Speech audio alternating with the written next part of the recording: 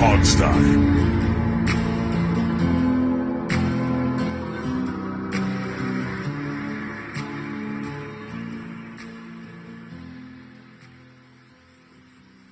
Hello, hello, hello, and welcome to the show. It is a busy one, a jam-packed one. Happy beginning of the league year to everybody. It used to be our favorite time of the year as Washington fans. Probably still is for a lot of this. I know I enjoy the start of off-season almost as much as Absolutely. almost, but not quite as much as the start of the regular season. But it's close. It's closer than it should be.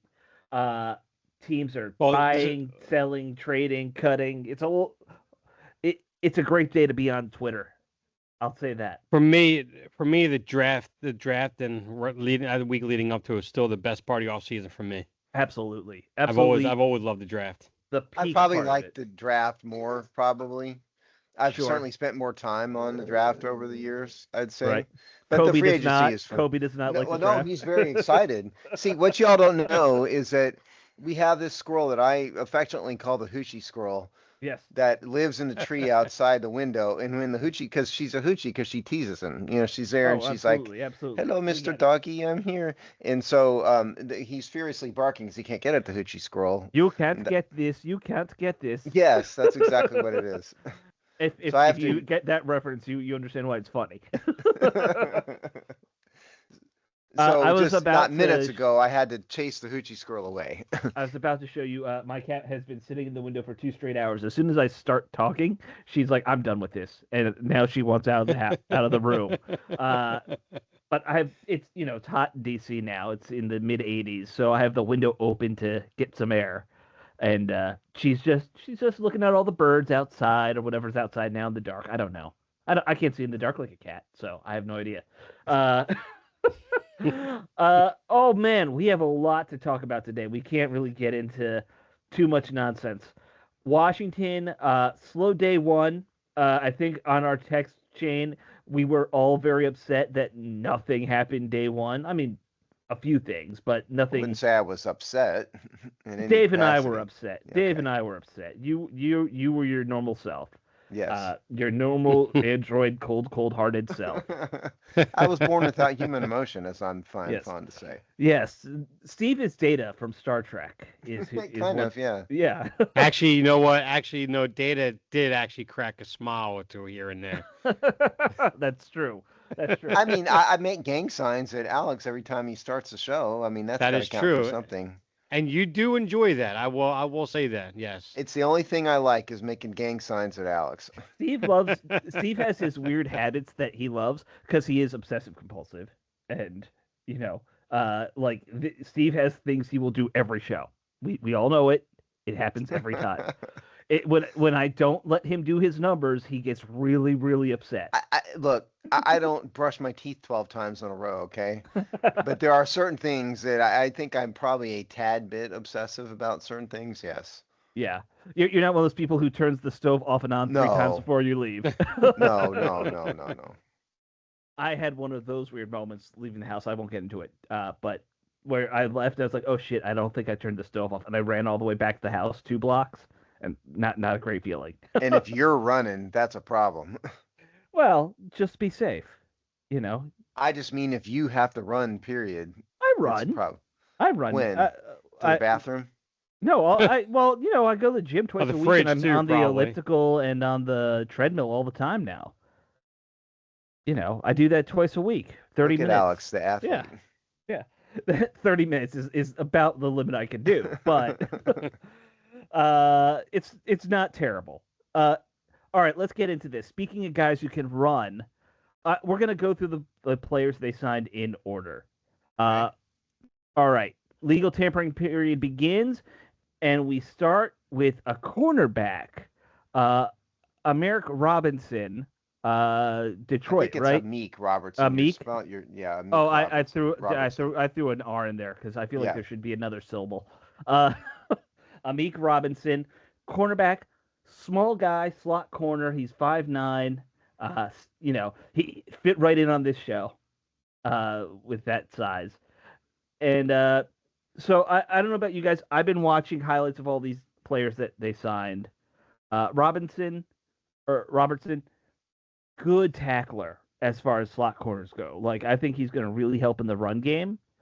And I think this is a smart signing. I know it's not a big name, but that's the kind of signing you do to make sure you can move Mike Sandersill to the outside full time, which he needs to do. They need to do. Well, I think that's what Yeah. this is, because what Yeah. people y'all need to understand is that Meek Robertson is a slot corner.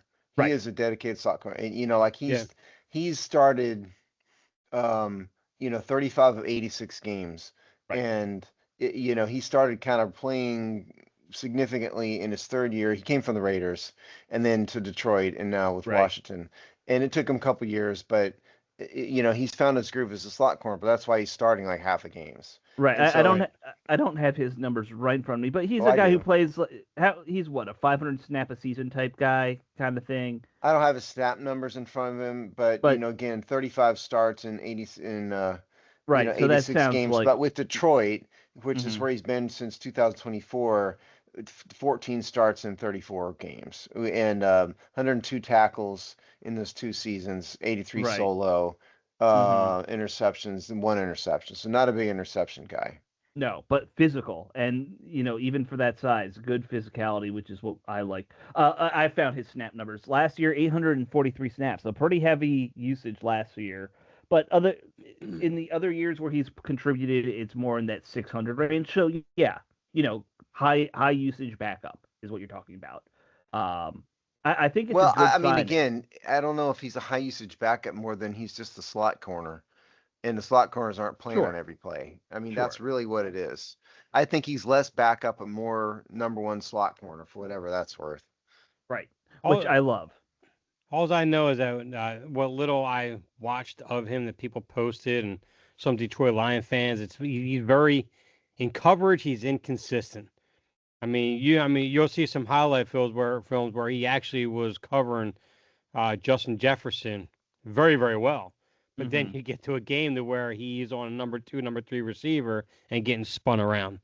So he's definitely an inconsistent player in coverage, but he is an aggressive physical corner and will bring his face mask into a running back and for a short tackle. Yeah, So you I know, mean, I think I applaud the signing. Oh, in his contract, I didn't have time to do any full breakdown stuff. Yeah. no, to do any salary. I'll get that done for next week. But I do have. By the way, we already have a free agency track up on the site. It's been up there for 2 days. We're keeping up with this stuff.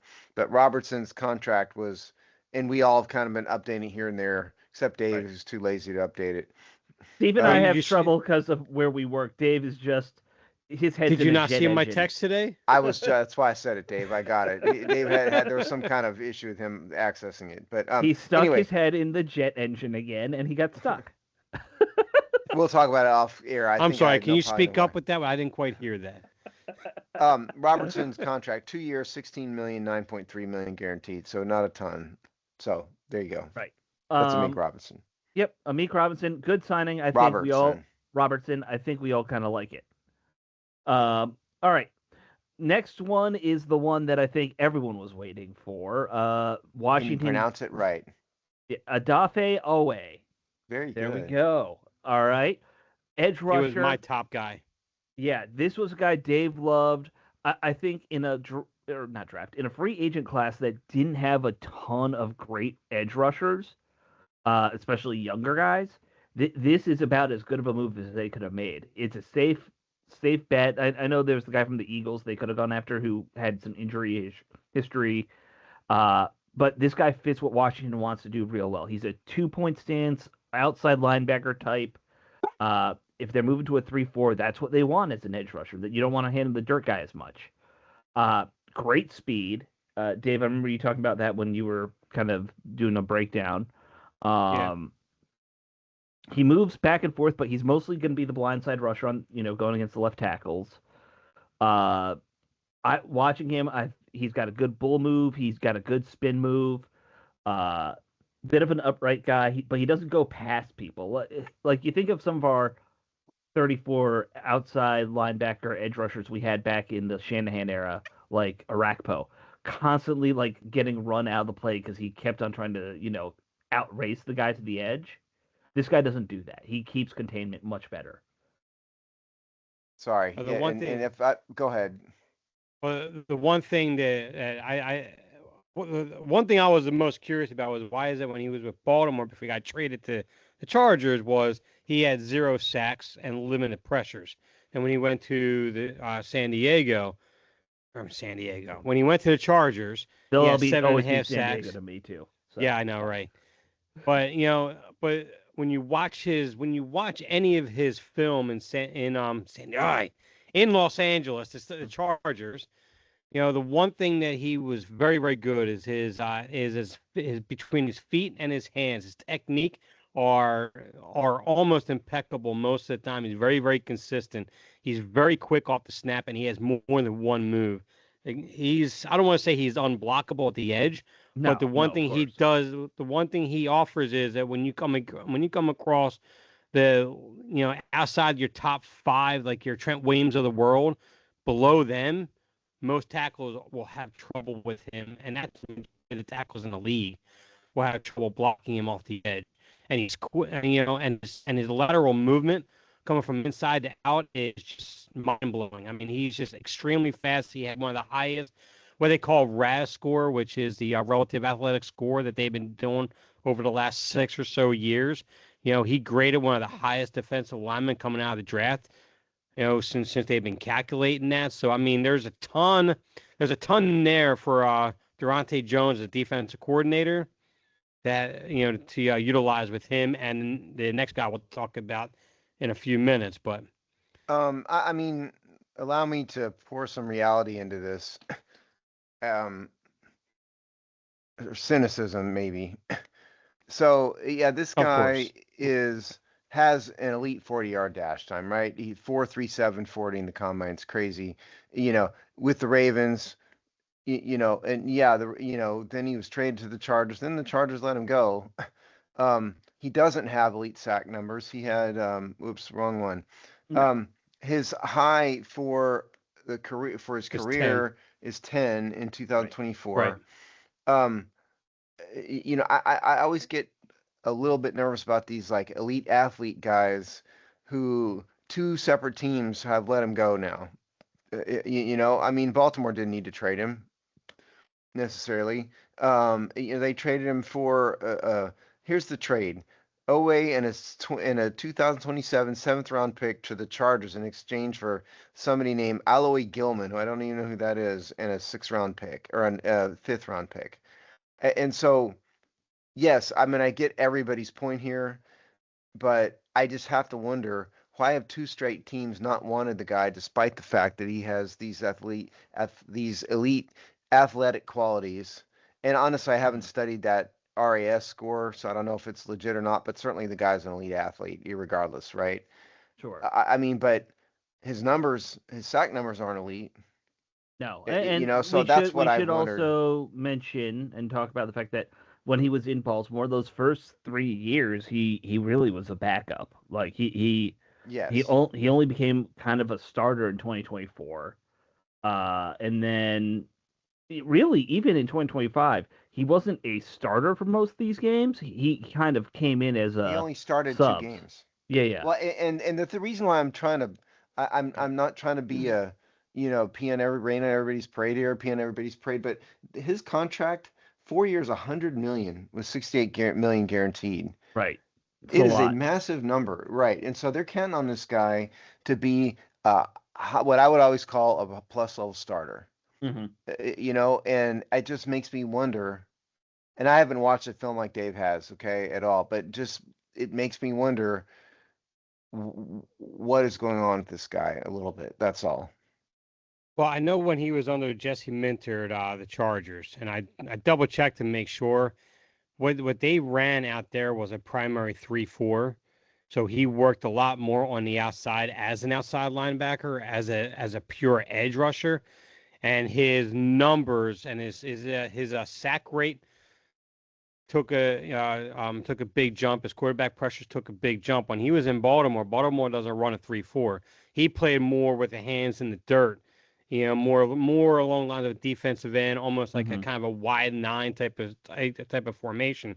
So scheme fit wise, he's coming into a scheme fit where I know we keep saying it's Durante Joby running a 3-4 base, but how much is he actually going to run? I don't know.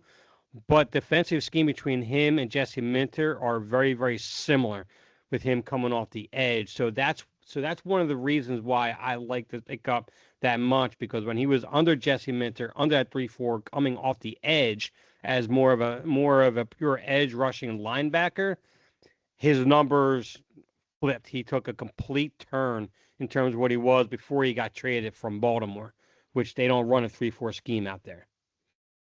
So scheme fit wise, that's what I like the most about it, because he gets to utilize more of what he brings to the game far much better than what Baltimore did when they had him.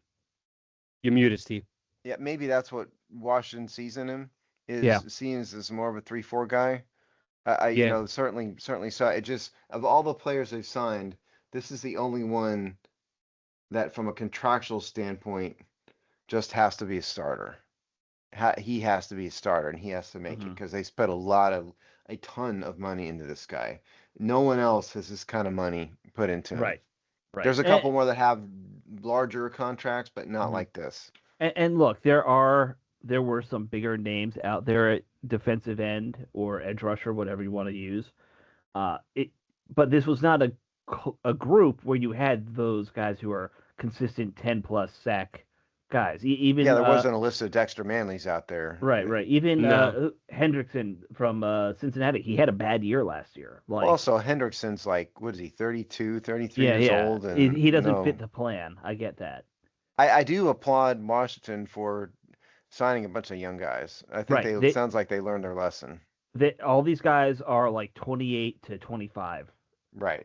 so far. Now they probably will bring in some older guys in that third and fourth wave after the draft, filling in those last holes that they couldn't find, that kind of thing. But right now, yeah, I like where they're at. So let's talk about another defensive guy, because they went all defense in day one of the tampering period. Tim Settle is coming back, guys. I used to love me some Tim Settle back in the day.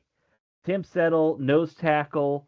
Again, if you're talking about, hey, we're kind of going to this 3-4 scheme, even though teams run a lot more like a 4-2-5 kind of situation, or whatever you want to, but when they're in that 3-4 look, Tim Settle's a perfect nose tackle. Like, that was what he was brought in here for back in the day, 8 years ago when they drafted him, and it's good to see him come back. It really is. Now, he's been, for those of you wondering where he's been, he Where has left he been? Washington in 2021, went to Buffalo for 2 years, then was with the Texans in 24 and 25, and it was really then that he started getting some significant playing time there. Right. Started 11 games and 12 games there with the Texans, and so he's played, and how old is he now? 28. He is 28. Yeah, so he's a 8 little years bit in the on the league, older side, but but yeah. So yeah, certainly, I mean, we all loved Tim Settle when he was here. So right. He was a good rotational guy when he was on the yeah. Now his roster back then. contract, he's got. I was surprised it was bigger than I thought it would be. It's not massive. Yeah. Yeah. Okay. So 3 years, 24 million supposedly. Yeah. Not massive, but a little higher than I would have thought they would go at defensive tackle, nose tackle. Yeah. All right. Let's move on. Dave, did you have anything to say about Settle? I just like the run stuff and ability he brings, something we've lacked. Something that Javon Kinlaw was supposed to add to last year, but didn't quite get the job done, and it makes me curious because of some of the moves that have been made as well with today on Daron Payne. But that's something that we could talk about later. Yeah, all right. Let's move on to day 2, because that's today that we're hitting now. The first move they made, interesting one, Leo Chanel of Kansas City, linebacker. I'm not really sure what to make of this guy. Looks like he could be a good player.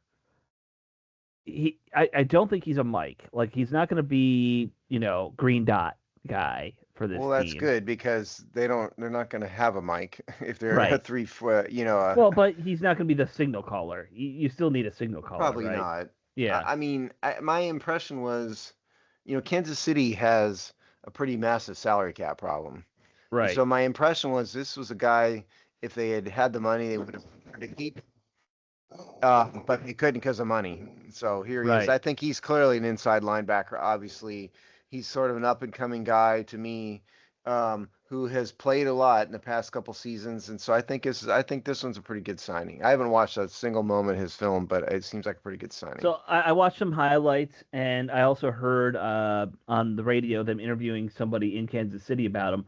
And the way Kansas City used him was he was an outside linebacker in a 4-3. He was an inside linebacker a little bit. He played defensive end a little bit. They kind of just put him everywhere and just, go do something kind of guy. His numbers are never big. I don't think he's ever been like a 100 tackle a season guy. So I think if you kind of bring him in for that kind of role where, hey, sometimes we're going to have him rush, sometimes he's going to be playing outside, sometimes inside. I'm fine with that as an option. I mean, he's in the past 3 years, he's averaging around 60 tackles a season, and he only has 7 sacks on a career. That's not going to be his thing, and only 1 interception. So that's what he has. He didn't play much in his first year, only 35 tackles. Yeah. But he's But another guy who supposedly has some elite athletic qualities. right. So it's another quality athlete. So he had 440 snaps from last year. Next Gen Stats had him at a 5.2% missed tackle rate, which is the lowest among linebackers since 2023. And he's played as a linebacker in 45% of the snaps, and on the line of scrimmage of 50% of the snaps. And he has versatility from sideline to sideline. He's very fast and very quick. He was one of the more athletic linebackers coming out of the draft. And he's a guy that can that can cover in the tight off the line, and he's very what's the word? He's very, I can't even think of what I want to say now. He's very self-aware on the field in terms of being able to diagnose a play that's happening before him. He's done very well on that. So he's a guy that this linebacking core is sorely missed in coverage, going sideline to sideline, and a guy who can definitely defend against the run very, very well. So, which is huge for this defense right now. Look here, and we need to move on. But here's the thing: Washington needed some younger, productive linebackers that can play, which they had old guys and guys who didn't show anything. I mean, Kane Medrano is probably going to be in the Hall of Fame someday, but beyond him, they didn't have really anybody. Frankie Louvu and a bunch of nobodies, plus the Hall of Famer. And so this is a linebacker who can play, even if doesn't end up being a superstar. It's an improvement over what they had at a fairly, I'm not going to say a low contract, but at a reasonable starting level contract. So that's good signing in that regard. 3 years, $24 million. Yeah. Very similar to what they signed Tim Settle for, Yes. What the sense in I'm fact, getting exactly the same as they signed Tim Settle for. Well, we don't know about, certain little things that you're going to be looking up, but right. That's it is interesting. I think that you do see kind of outside of Oweh, like this is a lot more about adding quality players who are not stars, but just depth rotational guys. Because the next guy we're going to talk about, K'Lavon Chaisson, is that how we're going to go? K'Lavon Chaisson is what I think I heard. K'Lavon Chaisson, I think. Yeah. K'Lavon Chaisson. Sounds good to me. Yeah. This guy's another edge rusher. He played defensive end a little bit. He played outside linebacker a little bit. Depends on where you look. But similar kind of thing to what we were just talking about. He's never been a superstar. He's kind of always rotated in, but he can be productive. This guy actually, when I watched some of his highlights, he interests me because he seems like he wreaks a little bit of havoc. He's like a little gremlin that just like goes under guys to try and get to the quarterback a lot. Okay, look, he is a first round bust. Okay, Mhm. let's be honest. Sure. Drafted in the first round in 20th pick by the Jaguars, who got rid of him by declining his 5th-year option, signed with the Panthers, got released, signed with the Raiders to the practice squad, made the active roster, then moved on to the Patriots, and the Patriots now have let him go to Washington. They signed him to a 1-year, $12 million deal, and so this guy, do not expect him to come in here and replace Dorrance Armstrong. So I think what you're going to see is Oweh and Armstrong are probably the edge rushers, whatever And format, and then this this guy's guy your is going to rotating be guy. the he's going to rotate in. That's exactly right.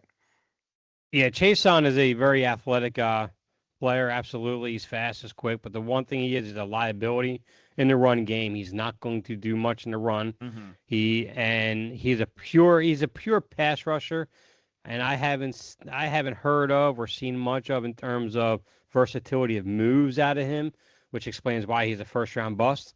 So all he purely is, he's going to be a rotational piece, pass rush specialist, and he's going to be the depth that this defensive front's going to need, with them going to potentially be an aggressive unit, and you got to give guys time on the sidelines to recover and whatever. So I mean, Right. it's a nice depth signing, is what this is. Right. He That's had seven exactly and a half right. sacks last year for New England, only playing about half the snaps in the season.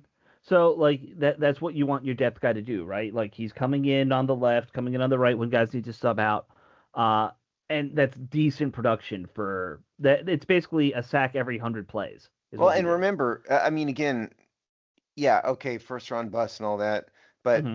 a far better option than the 180-year-old Von Miller. Sure. So this is Sure. an improvement. Right. Like I said, he's like super athletic, Right. speedy. You say he doesn't have a lot of moves. Like it seems to me like he tries to get underneath a lot instead of like going around guys. He can't outmuscle guys. He's not big enough for it.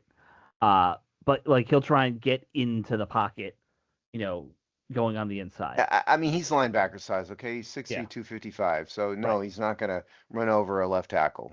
Right. Right. Very rarely do you see that from guys that size. Right.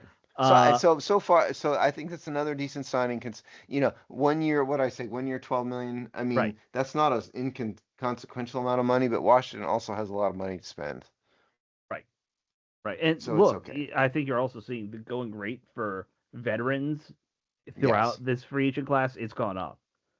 Uh, that is for right. yeah, it's no more. There's no more guys making 900K. um, that just doesn't happen right now. All right. So next is the offensive help that we've all been waiting for. Chig Aquin, or hold on, I looked it up. Well, now where did I put that? Dang it. Oh, I was going to say Okonkwo. Is that right? yeah, Chig Okonkwo. Yeah, Okonkwo, yeah, yeah, that sounds right. yeah. Chig Okonkwo, tight end out of Tennessee. This was a guy who I just started hearing people talking about maybe a week or two ago. I know Steve, you wrote about the tight ends. What was that? Yeah, Week but you know one? what? Yeah. He wasn't even listed in the top 20, so I didn't Mm-hmm. even address him. Yeah, but very productive. Had 560 yards last year on 56 catches with Tennessee. And part of this is he played for Tennessee. Like, what? Who was paying attention, right? Like, but this guy, good athlete. He's kind of everything we didn't have last year at tight end. Because all right, we had a productive veteran tight end who could run 5 yards, catch a ball, and fall over. That was kind of his mo. Right. This is a guy who can get yards after the catch. Uh, if you go watch his highlights, he tries to make a spin move almost every highlight. It's ridiculous. It's like watching someone play video games and they only can hit that one button.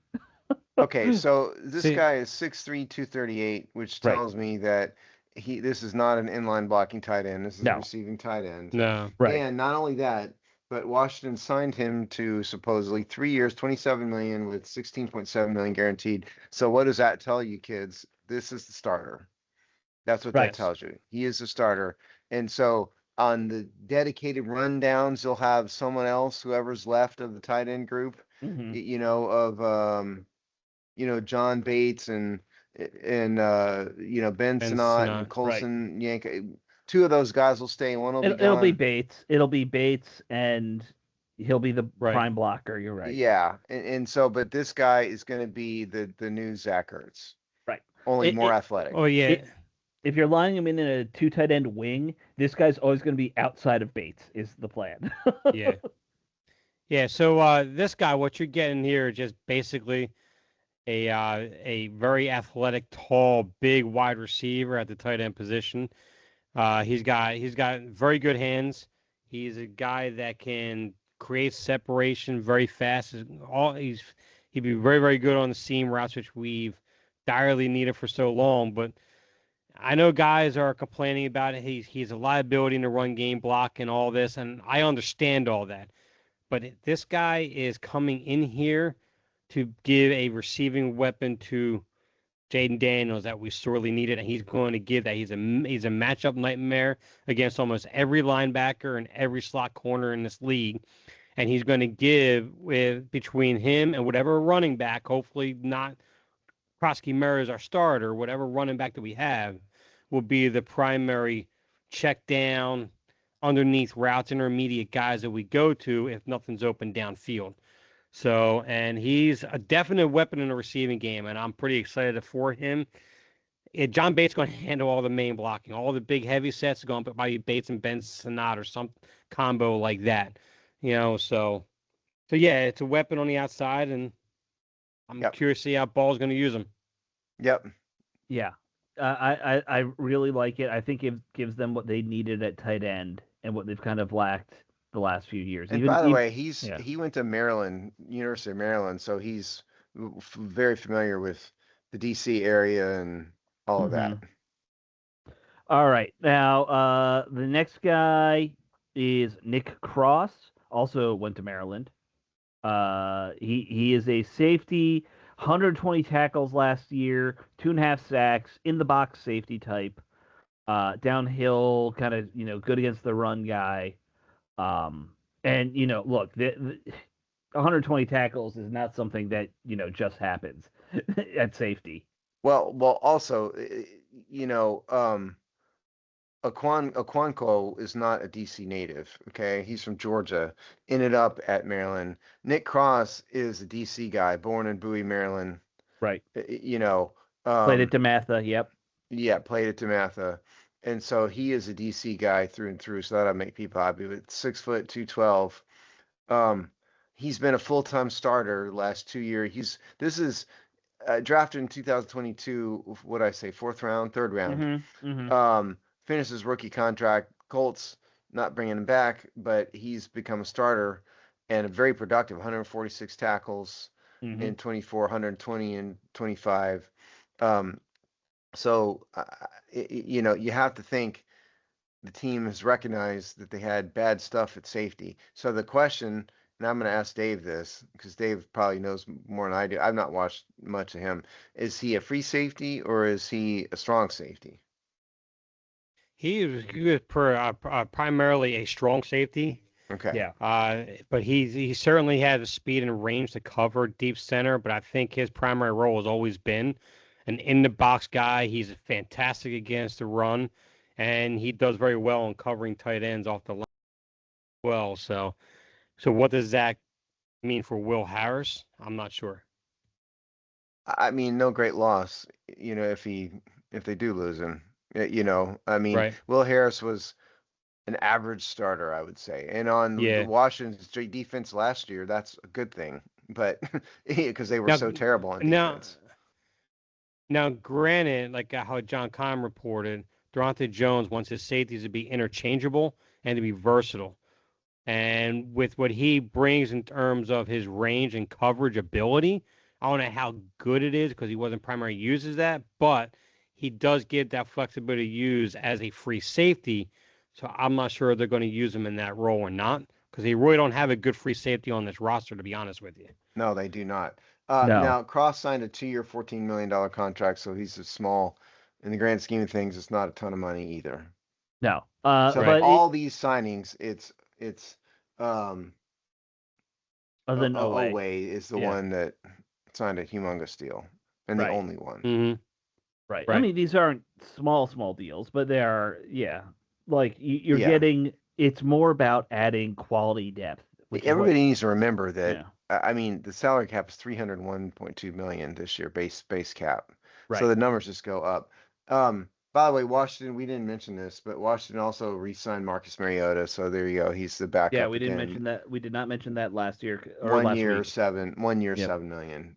All right. And Chris Rodriguez is in Jacksonville officially. Yes. Yeah, Yeah. and oh good, somebody put it on the site. I threw that up there. and I didn't Tyler throw up the Biadasz- one. Yeah. Tyler Biadasz is with the Chargers, 3 years, 30 million. Right. And Which, the other thing Washington did, by the way, is they extended Laramie Tunzel and Nick Allegretti. I don't have contract details of any of them. Again, you guys have to let me get through a week. I know of the this ballpark first. is Tunsil's now making 30 million on that extension. I think he's the highest or one of the highest paid left tackles in the NFL Right. now. Right. And also in a recent interview with Allegretti, you were talking about his extension, and he started speaking about the fact he feels more comfortable playing as a safety and as a guard or safety as a center over a guard. Yeah, I know, right? He wouldn't be very like to see him comfortable as a safety. That Yeah, wouldn't work. It wouldn't be very comforting. So that kind of tells you where the intentions are going forward with him. And I'm not I don't have the warm and fuzzies over that. No. But we'll see. Me neither. It is what it is. And as far as Laramie Tunsil, he can buy all the weed gas masks he wants now. Yeah. I would like to see a 6'4", 300-pound safety, please. That would be fun. Just to see what happens. Yeah. No one's crossing the center. They did make one more signing just for the show. I haven't had a chance to watch this guy at all. But Dave let us know. Charles Omenihu, defensive. Nobody should ever ask Alex how to pronounce his names. No. I need easier names, people. You know. I would say Omenihu. Omenihu. We need to go back to Ellis Island style. Everyone's name is Smith now. You know. So another guy, 7-year defensive lineman, $7 million deal. So I assume that's a 1-year deal. Yeah. Oh, yeah. Yeah. I don't know. Dave, do you know anything? Like, is this guy a defensive end? Do you think he's another? He's from what I gathered, he was I think he was a 5th round pick, if I recall correctly, and he had a high upside as always ever. I mean, he's been good for depth. He had I think it was an ACL injury a couple years ago. But as far as production, I don't think his production was right where you want to start to be. But then again, he's not signed to be that. I'm gonna pull up his numbers just to. I got it. Idea. All right, I got it. So you got first of all, yeah, he's 28. All right. And he's been in the NFL a while, since 2019. Mm-hmm. His high water mark was 2023, 7 sacks. He's never been a starter, a career backup. 23 sacks in his 7-year career. Yeah. And 129 tackles. So he's also, just because this will tell us what he's going to be playing, 6'5", 280. So he'll be defensive end in a 34. He will not be an outside linebacker. Right. Not an outside linebacker, not a nose tackle. That's classic DE size. And he's a depth guy. He's a backup. Right. Yeah. Depth guy, but you know what? That's fine. They need. And it's not no shade, as the kids say. Nope. No shade. Not at all. Yeah. So that was their latest. And that kind of covers everything that's happened up till now, right? This is what So what we've learned here, you know, I think a lot of the fans in the draft were looking for the team to do edge rusher, linebacker. I think it seems very unlikely at this point, given who they've signed, that they're going to do either one of those positions, which leads me to believe we might see an offensive pick in the draft. Running back, we're going to get to Dave's running back preview here in a minute. But I find it hard to believe they would draft a linebacker or an edge rusher at this point with the first pick or the seventh pick in this first round after all they've done. I agree. I think the direction is probably going to be offensive direction. I know Maybe some safety. people Maybe what's the safety? Is it Caleb Bain? Downs would be the one. Downs. Caleb Yeah. Downs. If Downs is there, it'd be very tough to Uh, pass on him, especially if you compare him with Cross in the back. I mean, Look, Right. I still that's think gonna if be- Sonny Styles is there or one of those top defensive ends, those are hard to pass up on too. I'm thinking running back. I'm leaning that way, but yeah. people think that Love is going to be there. I don't think he gets past Tennessee at 4 though.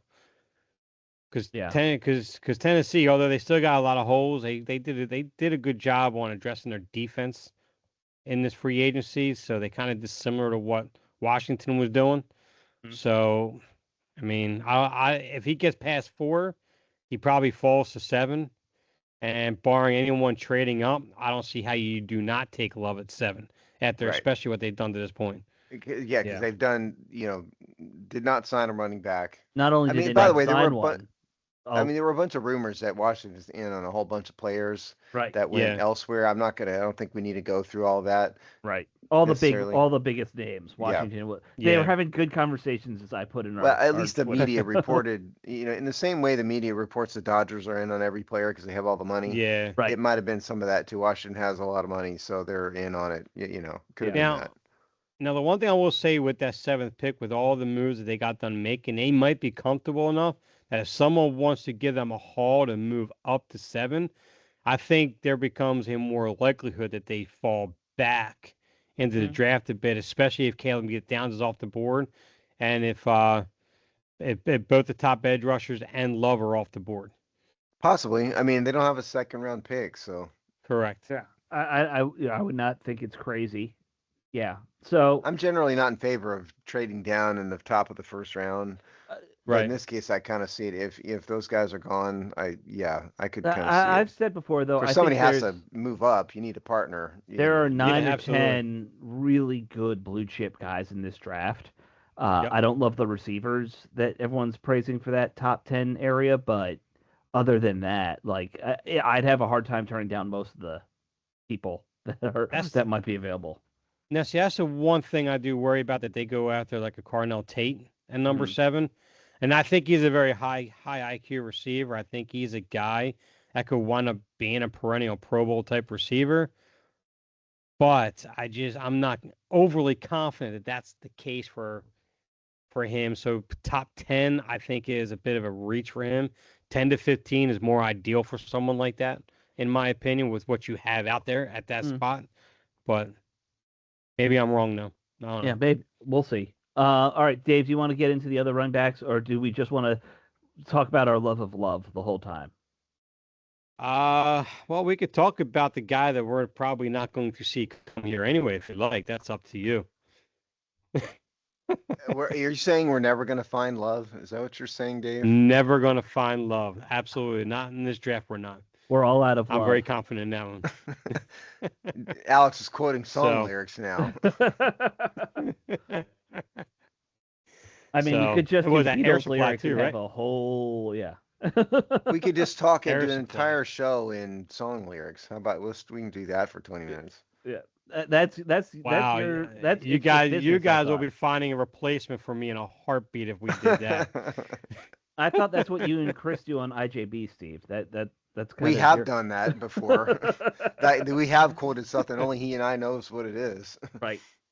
All right, Dave. Well, all right, let's not just focus on love then. Why don't you give us your number 2 guy? Okay, number 2 guy would have to be Mike Washington after the combine he just got done having. And he went up against good competition too in college. He has a very imposing frame, 6'2", 223, but with a 4.33 40 time at the combine. And he's the kind of guy that he hits his high gear very, very quickly and does a great job separating from defenders downfield. He's very good in the open field. And he's a capable pass catcher. He has soft hands, but he hasn't been overly utilized either in the passing game. So I mean, there is something there for him in the actual passing game. So he can be a 3-down back potentially. Now his biggest problem though is that he's got a very high fumble rate. And he keeps his pad level very, very inconsistent, so he's susceptible to first contact hits going down. So I mean, there's some polish that needs, especially in pass protection. He's not great in pass protection, but he's definitely a guy about the mid-second round and a guy where if they do trade back and they get a second-round pick, you could see this being a potential target for this team in that second round. I think he would do well in this offense. Didn't he run like a 4.36 40 or some such number like that? Yeah. It was, I think, 4.33 fastest. Yeah. 4.33, yeah. Yeah. Crazy fast because he's a big dude too. Yeah. He's almost as fast Yes, as I he am. is. Yeah. Both he and Love are big, fast backs. Yeah. Now, I mean, if you're comparing to how fast you think on the go compared to how fast he runs, yes, you're probably right. He's probably as fast as you are. Yeah, I mean, my days of blazing, 4.2 40s weren't too long ago. Right. You're Now, talking 40 about feet, 4 minutes, 40 20 seconds, feet, right? not Yeah. 40 feet, not 40 yards, but I thought you meant 4 minutes, 20 seconds. no. I could That's run all. 40 Okay. feet in My 4.2. bad. I'm convinced. Now my 4.2 time is like getting up off the floor if I were sitting cross-legged. I think I could get up off the floor in 4.2 seconds. What I, in all seriousness, like to see if I could do is, who's the NFL Network guy who runs the 40 in a suit every Rich year? Eisen. Yeah. Rich Rich Eisen, Eisen. yeah. See if because his goal is kind of six seconds. Love to Right, see if yeah. I could do 6 seconds. One Now, of these days I'm gonna would go you try it. at least go sneakers? Because he Yes, doesn't I dress definitely shoes would. even, right? Doesn't? I don't or- know if he does dress shoe. I know he has a suit. I think he may have sneakers on. Oh, okay. I think he used to do it in his regular shoes, and I think he's the last several years been doing it in sneakers. I think. That's prime for injury, man. I'm not doing Yeah, that. yeah. I was just wearing dress Yeah. shoes today, walking around, and my toe still hurts because I wear those dress pointy, shoes every day. I wear Yeah. dress shoes every day. Right. So I'm kind of used to it, but I'm not going to run a 40 in it. I- One of these I- days, Yeah. I want to do this and see what my time is. I wear loafers every day. I'm able to get away with that. Like I As know a what dr- my yeah. time in high school was, and I'm not sure, what it is now. Sure. Odds It's are not probably that not fast. probably not the same. Probably not. All right, David. Who's the next guy? Okay, so you have another Notre Dame product, Jadarian Price. He's 5'10", 5'11", and 203 pounds, so he does have a slender frame. He ran a low 440, so he's definitely a burner. He has great acceleration. His top gear exceptionally fast. The one thing he does very, very well, he has a very strong leg drive, and he maintains strong contact balance right through the tackle, and he's an instinctive and natural runner. But he was underutilized in the passing game, so you don't see a lot of volume in him, so you don't really know for sure if he can even be a 3-down back. Although his size, I think, kind of prevents that. And the one thing about his size too is that he's going to become a liability in the pass protection. So he doesn't really have that. He doesn't really have that lower body strength to hold up in the pass blocking. So he needs to add weight and needs refinement in that. So you're looking at guys about probably a late second, early third round pick in this draft. All right. Yeah. Anything? And that's it. No, Okay. have nothing on him. let's start rolling, man. Okay. So then you had Jonah Coleman from Washington. He's 5'9", 225 pounds. Another guy who's a pretty good size. He's got great low center of gravity, natural leverage, and he's a guy that rarely comes down on first contact. He excels in downhill running and be great in short yardage game. Now he does lack elite acceleration, explosiveness through the line, and he's limited in short area quickness and his slow feet. So his lateral mobility and so forth is very limited. But he does have very good ball security, and he's one of the better pass blockers in this class. So, and he's about a mid third round pick. This Oh guy, yeah, Emmett Johnson from. I Oh, like sorry. the short, stocky guys like that. You said, Yeah. 220s, 5'10". Always is a good Yeah, running back 225. size. Almost reminds me of a better version of Samaje Perine when I read about his profile. Okay. That's not exactly high praise. No, it's That's not. true. So, but if you recall, Samaje Perine coming out of that draft, very similar markup with that. You know, If so I recall, I wasn't a big Samaje Perine fan coming out of the draft. no. Hey, but Samaje Perine still in the league, still doing things. With got a Super Yeah, Bowl ring, yeah. did he? Doesn't he have a Super Bowl ring? He was, with the Chiefs. He was with the Chiefs. No, they No. lost the year he was with them. They lost. Oh, they did. Okay. Yeah. Yeah. Yes. So. Yeah. The next up would be Emmett Johnson, Nebraska, 5'11", 205. He's one of the more natural runners in this draft, and he does a great job manipulating defenders with his quick feet. And he's got great lateral movement, natural soft hands as a receiver. He's probably one of the better pass catchers in this class.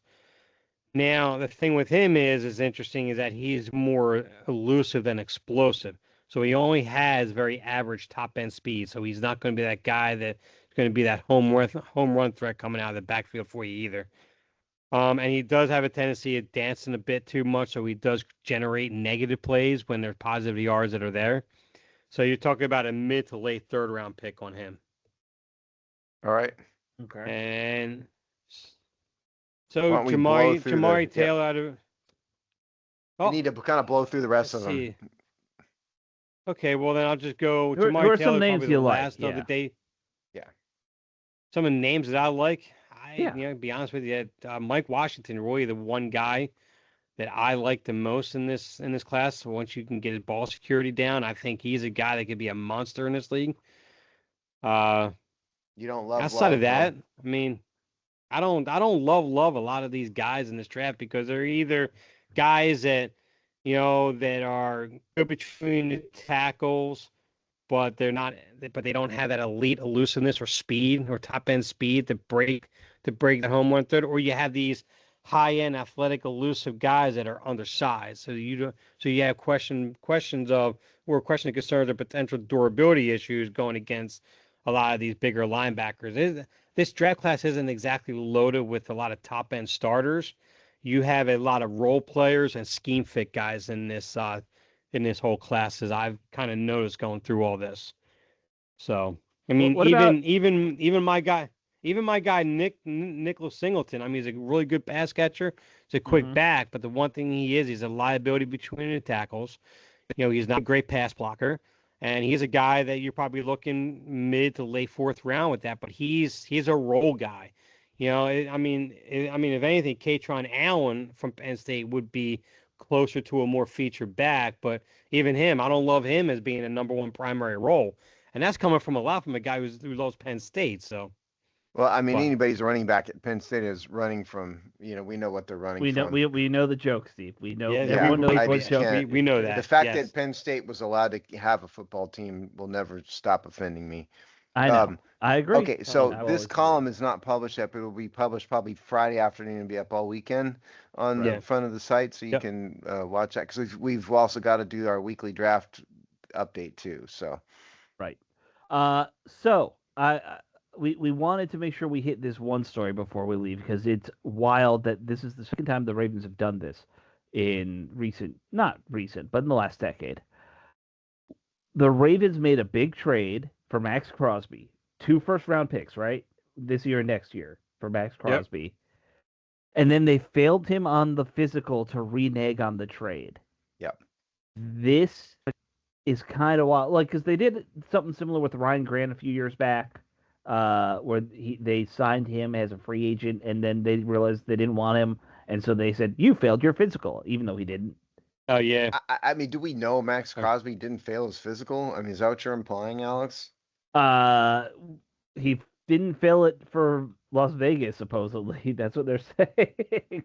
Well, From what I understand and what I keep reading, and Jason LaConforto kind of alluded to this, is everybody knew where Max Crosby was at. Everyone knew it was a late injury. It was the recovery time was still on track and everything. And we're talking about a Sure. meniscus, which is very common for Yep. defense and offensive linemen.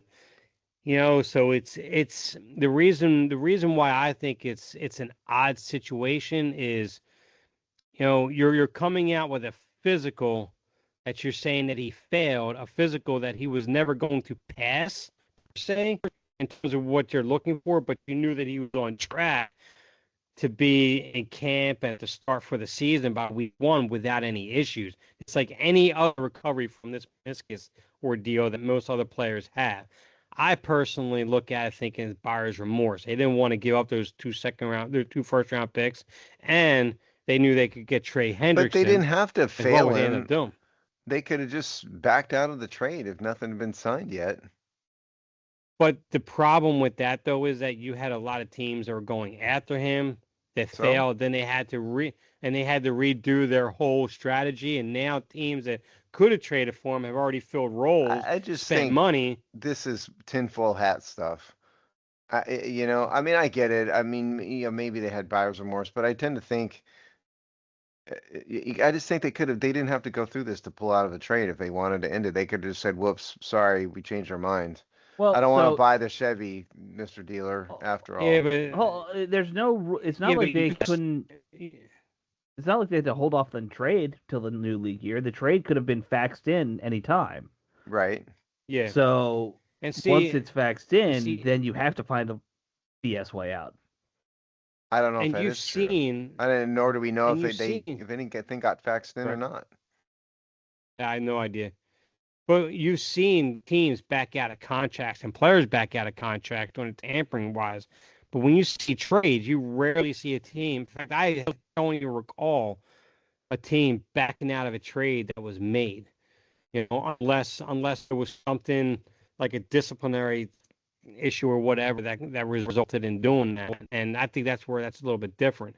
Because backing out of the free agency stuff in the tampering period, I don't want to say it's commonplace, but you see that backing out of trades like this, very, very rare. You rarely ever see that. So that takes a ripple effect amongst the league. It's almost like a unwritten rule type of thing. It almost seems because of the reaction you got from other teams, owners, even agents. So I don't it's know. just, I just I don't know. It's think just this weird. It was is just weird. brought to you by It the was same odd. people who think we didn't land on the moon. That's all. I think it's Maybe. way more than that. But obviously they could sincerely have been like, we didn't know his meniscus was torn, but I highly doubt No, they that. knew his meniscus was torn. Yeah. I mean, everybody knew his meniscus was torn. There's no question about that. I'm not trying to be too cynical. I mean, who knows? Maybe that's. I don't know. Right. I mean, I just think it seems like a lot to go through. Just say, we changed our minds. That's all I'm saying. I don't know why they would have to fail him in a physical to change their mind. And maybe the papers were signed. I mean, maybe I'm totally wrong, and maybe it was they couldn't back out of it absent the physical. Maybe they were at that point. Yeah, it would be I don't interesting know. to see if we could. I don't think this is the end of it. I will be surprised if the league just like kind of lets this slide completely. We might not hear about it, but like the owners are probably going to be pretty pissed if they did something shady like that. On the other end, maybe he legitimately failed a physical. Maybe his meniscus isn't making enough progress, or who knows. Hmm. It's certainly unusual. It's highly unusual, Yeah. I'd say. Yeah. And no, I guess it's not tinfoil hat. Okay, I'm just being a jerk. Right. But I mean, I do think people are reading more into it than it's probably there. That's all I'm saying. Yeah. But it is also weird. I've never heard of anyone failing a physical like this before. Like something this It's high happened. profile. No, not high. It's happened, not this high profile. Yeah. Yeah. And also I don't think it happens very often in trades like Dave Not was very saying. often, no. Yeah. As far as I can read, there was nothing formally submitted paperwork wise. Mm-hmm. So Yeah. Well, that's even more of a reason why Oh. they could just say, no. Yeah. Yeah. All right. Let's wrap up the show. Things to come. Washington probably still needs to add some offense. The receiver market's is decimated for the most part. Like they're not I going to would get a like to star make a Yeah. receiver. public service announcement as we're ending the show. Sure, Do not sign Brandon Ayuk. that's fair. Please, You no. can make that announcement. He's a train Oh, wreck. I'm with you 100%. Yeah, Yeah. he's a train wreck and a mess, and he's AJ Brown light. So And he's the Walmart AJ Brown. heavily injured right now. Yes. Yeah. Maybe he's not as nuts as not AJ Brown. Who was the crazy dude? Antonio Brown. I mean, Yeah. he's a slightly more sane version of Antonio Brown, and Washington doesn't need that mess. I think he's a bigger malcontent. I don't think he's got the off-field nonsense quite as bad. Well, but- Antonio Brown is legitimately nuts. Right. But Right. he Yeah. wasn't totally And the nuts. when he was 49ers in the haven't even NFL. and the 49ers haven't even officially released him yet. Not yet. Supposedly they will on Thursday. Right. And we're recording this Wednesday. Look, but Washington has missed out on all the decent receivers. It seems like all the decent running backs. We have one running back on the roster. They got to figure some stuff out there. Yeah. That's going Yeah. to be a bit of a difficulty. They're in a tight spot. Well, real quick, what's your grade so far? I give a C+. I'm a little more bullish. I'm in the B minus range. I would say B minus. Yeah. They address a lot of defensive needs, and that Right. defense was a train wreck. Not stars, but that's like quality depth. So yeah, I think we're all around the same boat. All right, guys, let's wrap this up, and we will talk to everybody next week. Later. All right, later. We were over an hour, that's all. Yeah, I know.